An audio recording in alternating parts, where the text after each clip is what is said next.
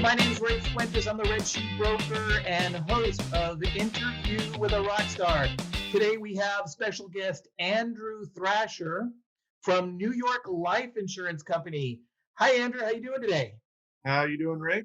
Awesome and invincible. Thanks for asking. That's a good way to start. I'm I glad. thought so. So Andrew and I met at a networking event. I'm not sure which one. Do you remember where we met? Well, so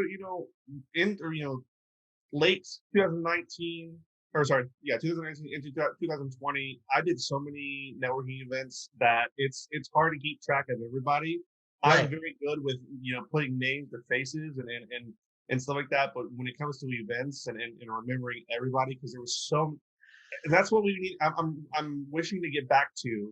Even though I try to remember everybody, it's very it's very hard. So, but nowadays it's getting a lot easier just because I'm able to do face to face like this, and it's I'm able to write something down, have one-on-ones, on the online platforms. But Right. again, those networking events, there was just so many people that it was like a shock factor. So I can't remember exactly which networking event I met which person. So Right. And what's interesting, I'm sorry to interrupt, but what's yeah, interesting is through whatever networking events we went to, um, not all of them were Rockstar Connect, the one I host in Roseville, but yeah, you introduced me to a couple of, I think there were three gentlemen in particular that have it's not a social media platform, but if I remember correctly, it's called IOI. yes. So it is an actual social media platform, but it's something that is different than what we think of as social media. Because nowadays we think of Facebook, we think of Twitter, we think of Instagram, but Right. they're those platforms not really based in what I would call an educational background. What IOI wants to do, and actually they've changed the name of the platform to, it's called IUE, meaning Oh, I didn't know that. yes. So in the everybody, we all got impacted by COVID, Right.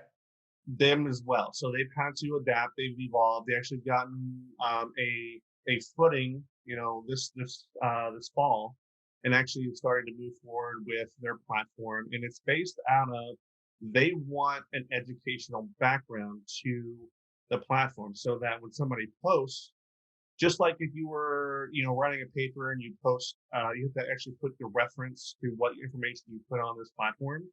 That's the mentality, so that people will see where this information is coming from.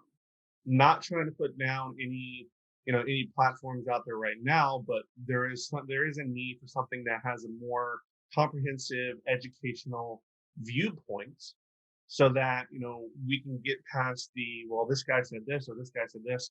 The facts say this, Right. and that's the mentality they want. I was fortunate enough to have a meeting with them just to see what they Mhm, were doing. It was the whole idea is based on providing mhm. a social network. Yeah. It's education based. And one of Mhm, the things I liked, I don't know if they're still doing it because it was last year when I met them, mhm. but you can't just join. It's not like Facebook where you just sign on and Yeah. post whatever the heck you want, which I think is part of the problem with some of the other social media platforms that we have today. You Mhm. actually have to be invited or request Yes, or so they're working on their pretty much their alpha testing right now with UC Davis. They've already sent out the invites to those individuals, and what's going to happen is when we start doing the larger, wanting to bring a larger amount of people onto the platform, we as the individuals that have been given access in the beginning are going to be able to send out those invites, and perfect. it'll be a specific invite to the platform itself, and you'll be everybody will be put on a waiting list, so that the moderators and the administrators will actually have the ability to add these people, instead of just, like you said, with Facebook, you just go on and play Right. and create a platform. You actually, there is a little bit of a waiting. It's not going to be like 3 weeks of waiting. It's going to go through a process, and there's going to be a little bit of a, who invited who to this, because we want to control a little bit of it. I mean, everybody can get access if they wanted to, if they when they get invited. It's just kind of control that, massive amount of people coming onto the Yeah. Right. I like the idea that there's a moderator for the platform. conversations. In addition to networking, another thing we have in common. Oh, by the way, I like your background. Yeah. It Mhm. looks like your head has smoke coming out of it because you're so Oh hot. yeah. What you're doing, right? With everything going on in my brain, there's probably smoke coming somewhere. And another thing we have in common that we found out some time ago was that we were both in the Air Force. What did you do in the Air Force? So I was in administration. I, pretty much pushed papers my entire career. Whether it was because while I was in the service, they actually I went from one similar career fields, but one to another. Which the the first 3 years of my career, I was in networking, but I was still doing like the administrative side of database management and that kind of thing. Oh, And then when the Air Force decided to kind of cross train half of my career field, they pushed us right into the more administrative side. So I worked for a squadron or a unit of about 850 people, including the commander, and did everything from process leave to process annual evaluations, right. and the like. The same thing happened to me when I started. I started in, I think it was 1987. It's hard to believe, but I think that was the year I started. And right when I got into um, what was telecommunications, Hmm. phones and teletypes and that kind of thing. But as technology progressed, they right about the same time they merged computer Yeah. career field, and that switched into still telecommunications, but it involved networking and all that other stuff. So I think I told you before we talk, I do a little bit of background information, research on folks. I had one gentleman that was a stand-up comedian, Hmm. and I found something out about you. Oh You yeah. ready? Yeah. You like RPG games? Well, so I'm in You were gaming. streaming that? Share with us what RPG is for those of us that are just learning. So RPG is role playing games, and there's many different types of role playing games out there. So I have a little bit of broader background. So I'm definitely inside of the gaming realm. And I'm a nerd. I'll always say that I'm a nerd. I'm one of the part of the generation that grew up as computer technology and gaming technology started to grow as much. So the love came from that. And then I started to really recognize the business side, business aspects of it, about how to make money, with and games at the same time as a hobby. So it is a funny aspect to it because there's so many people in the world that are gaming right now that don't really realize what they can actually do, whether it be making a business, getting revenue from it, and becoming an entertainment value, just like streaming Netflix or streaming from Hulu. You go on these streaming platforms like YouTube and Twitch, and you can Yeah. actually make money from it. Okay, so hold on a second. I actually watched some YouTube videos, not from Mhm. you, not from your streaming, but from a different guy. And it's almost like watching a sporting event. Mhm. He's discussing all the things that are happening, and he'll say like, watch here and here's this, and oh, this is great. And I know it sounds odd for some folks, but it's actually very interesting Mhm. if you're into whatever that game happens to be. It's So yeah, it's definitely grown in popularity. And they've made ESPN has created esports right. for the reason of it developed from streaming, and it gained so much popularity, just like anybody, just like me. I mean, they recognize the value of it, and that people will spend whether it be money or time just watching people for hours. I have my favorite streamer just because of the not only the content they put out, but the genuine nature of who they are. Just like in business networking, you try to find the people that you like the best, whose Right. personality you like the best, and you connect with. That's the same thing with streaming in the gaming world. Yeah, and we're looking to make ourselves happy, Hmm. which brings up another networking event called the Happy Neighborhood Project, Yes. which is you have in the corner up there. Yes. Um, Now, I met Edwin, who's the guy that started this whole program, probably 2 or 3 years ago. And I've only met him once or twice. I participated, I think, in two online networking events. And it turns out that Edwin actually did a TED talk Hmm. on happiness as a default, which you can find on YouTube, I think. Yes.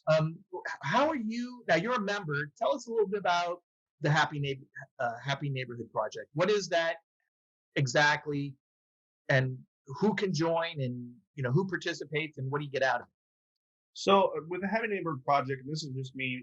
Obviously I'm a member, but just from the beginning of when I actually met with Edwin as well, Edwin at Ebury. Um, he he came to one of the business builders club meetings and was just basically telling about his platform and his what he wanted to bring like you said, the positivity, making our default emotion more positive than it is negative.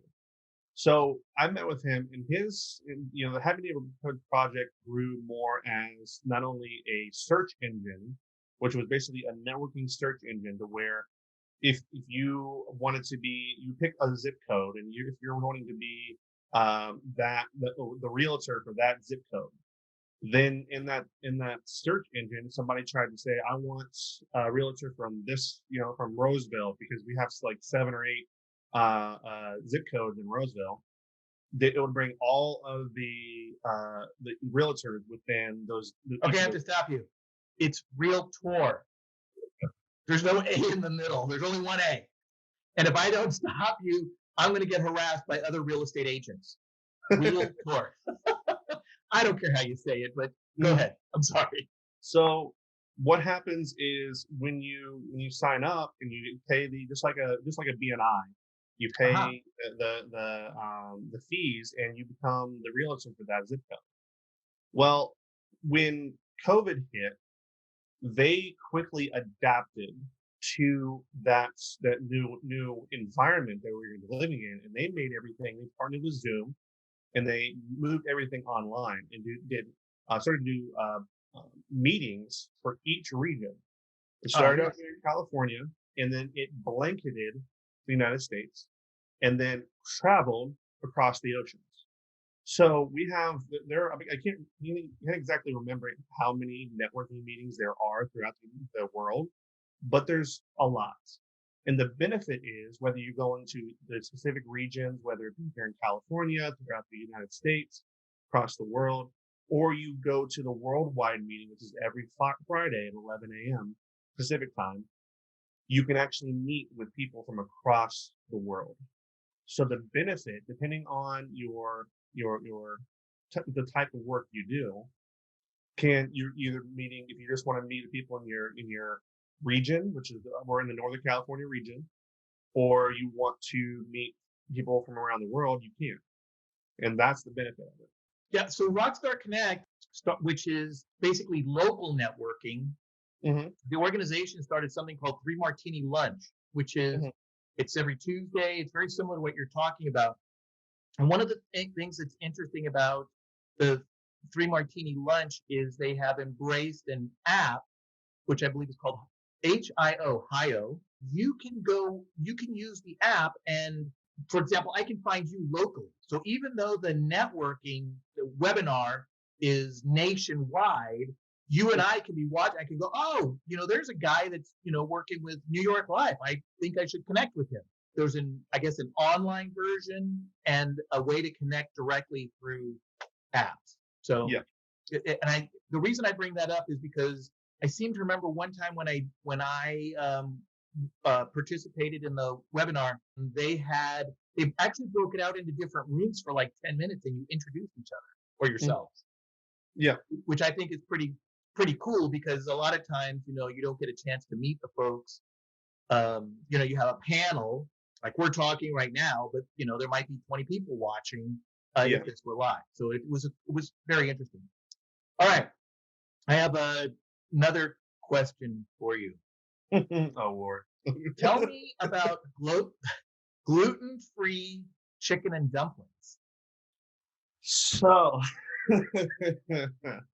um, through the last couple years, I've been trying to figure out, better ways to not only eat healthier, but I've also suffered from a couple injuries from the service, and one of those injuries, it kind of connects what I believe is a gluten intolerance, and a lot of people go through that. So chicken and dumplings has been probably my favorite meal. Wow. My dad made it, and me trying to be better than my dad, I tried to update it and be a little bit more so I don't have the problems that come with Right. that gluten intolerance. So I make obviously chicken is gluten free. And then I use gluten-free bone broth as my Wait, there's there it gluten is. in bone broth? Yes. I did not know that. Yes. Gluten free. I mean, I'm not sure the levels, but obviously when they put so some of these boxes, some of these actual cartons of bone broth will actually come with the gluten free or the non GMO stuff on it. So I take that with a grain of salt because I don't know how much of that is accurate, but it does. There is a difference in what I've seen a difference in what I'm eating. So, and then I take gluten-free flour and Right. just make That I my heard. dumplings, and that's that. So it turned out okay. I don't necessarily say that I'm a chef. I'm more just a cook. I like to cook. I do ribs. I do southern Oh my comfort gosh, you're making me hungry. Stop. food. You do ribs? Hmm. So do you barbecue them? Do you smoke them? How do you do your ribs? So I oven bake them most of the Okay. time. Yeah, and there have been a couple times that I've done. So we got I love our pressure cooker because it's like fast and easy. So that's another way that I've found to have some good How long does ribs. it take in a pressure cooker? I think it's like 25 minutes Oh my to cook it right gosh. through. Yeah. I was so where I used to live, there was some folks, and what they did was they blocked off their cul-de-sac. They got permits and everything for it, and they had a rib cook-off. Hmm. And that's why I asked about barbecuing, or some people barbecued, some people smoked them, and I mean it was several hours. I don't know, 2, 3, 4 hours of whatever they were doing to get, Hmm. and they practiced to make their ribs. And most of these Yeah. folks aren't professional, chefs. They're like you and I. They just, and they have a competition. It was pretty cool. Hmm. Um, but on your post about the chicken and dumplings, you said they weren't as good as the original. Where did you get original gluten-free chicken and dumplings? Well, so original. I was actually referring to the original recipe that my dad. Oh, Uh, I see. yeah. Okay, So right. the original recipe, it calls for actually. So he doesn't make it from scratch. He did it with taking biscuits, like the tube of biscuits, and rolling those. Oh, Yeah, and it wasn't from scratch. It was the taste was that's there, okay. and it was still it was good. It was my the nostalgia flavor. But me making it from scratch, I it's I don't know, the memory of that taste is probably what I was more referring to. It's not as good as the memory of that taste. Got it. So another thing that we have in common then is my dad also made chicken and dumplings when I was a kid. And now that we're talking about it, I'm salivating, but I haven't had chicken and dumplings in a long time. I'm gonna have to try that. And you're Mhm, talking about the dough that comes in a can, the Pillsbury. Is mhm. that okay? I'll have to So try I it. use so before I found the gluten free way, I would use like the what's it called, the honey. God, I can't remember. It's like basically like a honey bun. Those the package Yeah, I know which of ones you're buns. talking Yeah, about. Yeah, they come in an actual like the canister of like you can actually cook them from dough, Right. and yeah, I use those. It has a little bit of a sweeter taste to it. Oh my gosh. Yeah, and it definitely complements the flavoring. So I have to move back past it though because I don't want to be my body to be messed up anymore. Well, if somebody is watching and figures out a way to make, awesome gluten-free chicken and dumplings, Yeah. please message me or contact Andrew so we can try out the recipe.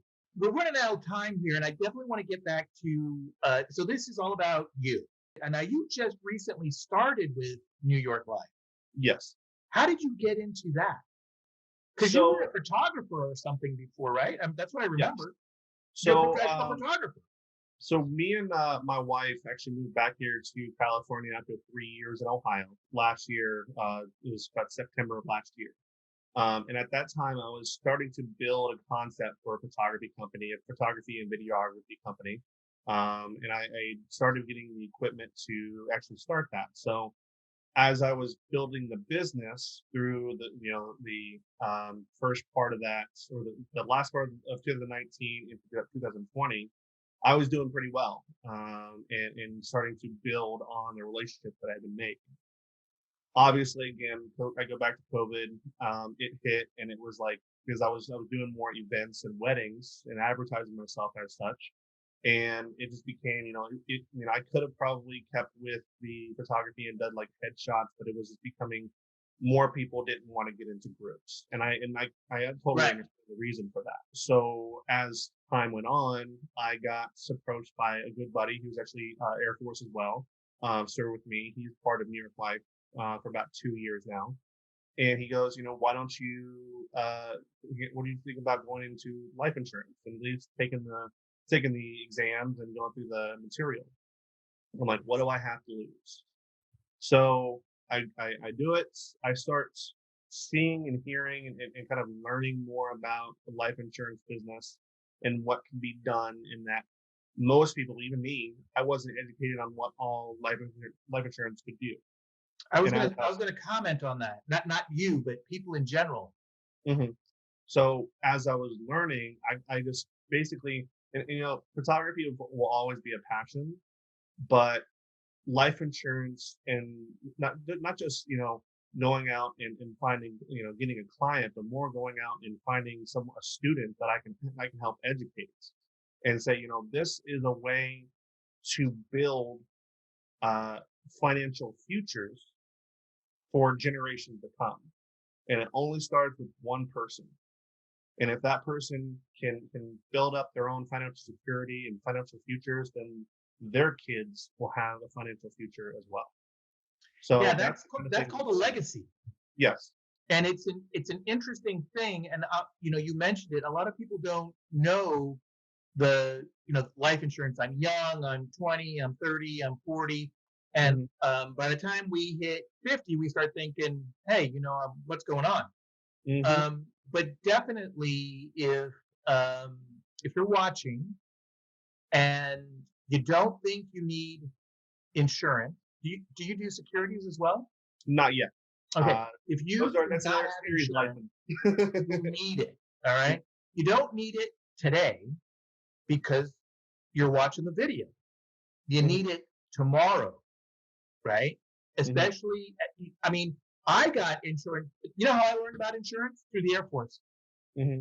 Remember, they used to And have what was that called? it's called the SGLI. It's Yes, 400. SGLI. Right. $400,000. Basically, it's a term insurance, life Right. insurance policy, because you literally give it up when you exit, and then they give Right. you an offer of $100,000 life insurance. It's called the VGLI, Right. and I remember. that is you pay for it every year, but it's a limited. It's limited, so Right. you can't really do it. That's where these companies, I mean, like New York Life, but there's other ones out there. I never try to badmouth companies because every company has a Good specific plan. thing they can do. With New York Life, we can focus in on life insurance, and we have so many ways of creating policies that fit everyone. And it's not a one size fits all. It's Right. whatever they feel, whatever their goals are. We go through an extensive process to find out how to best meet those goals. Right. So that's what as I mentioned, I learned about life insurance through the Air Force SPLI. I think it was $250,000 Hmm. was what it was back in the day. And I ran into somebody like you that said, Hmm. "Hey, how would you like to come to a presentation about insurance?" And I Hmm. went, and I was, I don't know, 23 years old at the time. And I went, "Yeah, I don't know." He said, "Well, there's a steak dinner in it for you." Like, I'm in.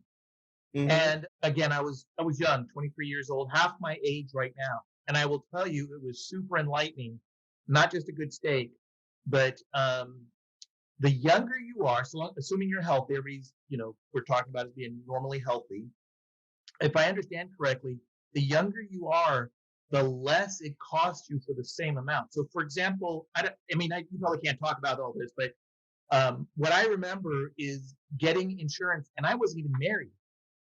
Hmm. And it was just so cost effective at the time. And I was able to carry it on for such a long period of time that if Hmm. anything happened to me over the last, 30 years, my family would have been covered. Hmm. And so, regardless of your age, you definitely need to talk to someone. Talk to Andrew. We'll have his information. Andrew, what's your phone number?